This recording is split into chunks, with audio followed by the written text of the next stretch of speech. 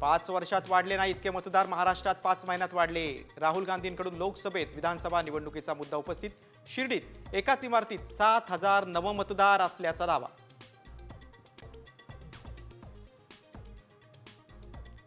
Maharashtra केसरीतील match fixing चुकीचा निर्णय देणाऱ्या पंचांनाही शिक्षा करा, राक्षेच्या कुटुंबियांची मागणी।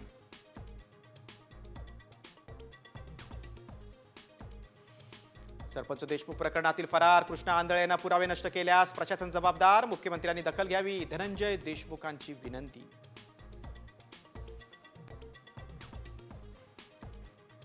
मंत्री धनंजय मुंडेंची पाठराखण करणाऱ्या भगवानगडाचे महंत नामदेव शास्त्रींविरोधात वारकरी संप्रदायही आक्रमक, माफी मागावी अन्यथा राज्यभर आंदोलन छेडण्याचा इशारा। राज्यात 50,000 शिक्षक पगारवाढीच्या प्रतीक्षेत, तिजोरीत खडखडाट असल्यानं 1100 कोटींच्या निधीसाठी प्रस्तावच नाही। अंबरनाथमध्ये भर दिवसा महिलेवर शस्त्रानं वार करत हत्या, लग्नाचा तगादा लावल्यानं आरोपीनं हत्या केल्याची पोलिसांची माहिती।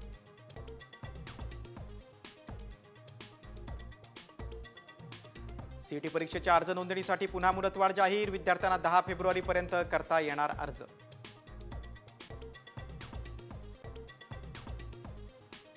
कर्नाटकात सन्मानानं मरणाचा कायदा लागू करणारं देशातलं पहिलं राज्य।